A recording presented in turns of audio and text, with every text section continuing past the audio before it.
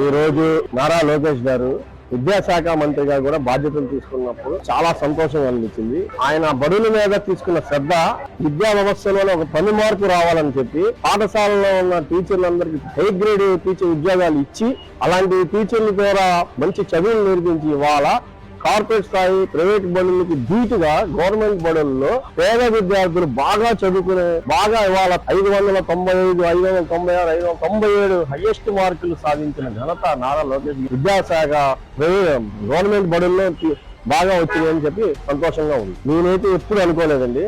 ఆధిపత్యంలో ఎప్పుడు ప్రైవేట్ స్కూల్లో ఉండేవి.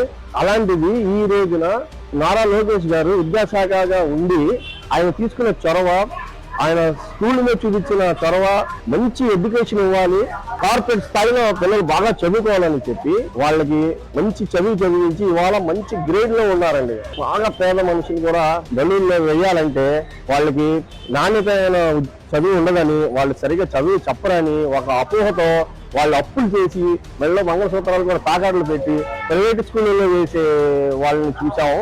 అలాంటిది ఇవాళ నమ్మకంగా లోకేష్ గారు తీసుకున్న బాధ్యతలను తీసుకొని ప్రభుత్వ పాఠశాల ఈ ప్రైవేట్ పాఠశాల అని చెప్పి ఆశ్చర్యంగా ఉంది.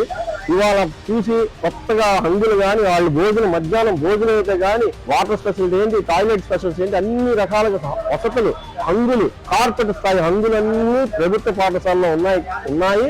వాళ్ళు అలాగే చదువుకున్న పిల్లలకు కూడా ఎంతో జాగ్రత్త నాణ్యమైన విద్య అందించడంలో ముందున్నారు. నారా లోకేష్ గారు ఇలాంటి మంచి నిర్ణయాలు తీసుకొని విప్లవాత్మకమైన నిర్ణయాలు తీసుకోవడం వల్లనే ఇది సాధ్యపడిందని నేను నమ్ముతున్నాను.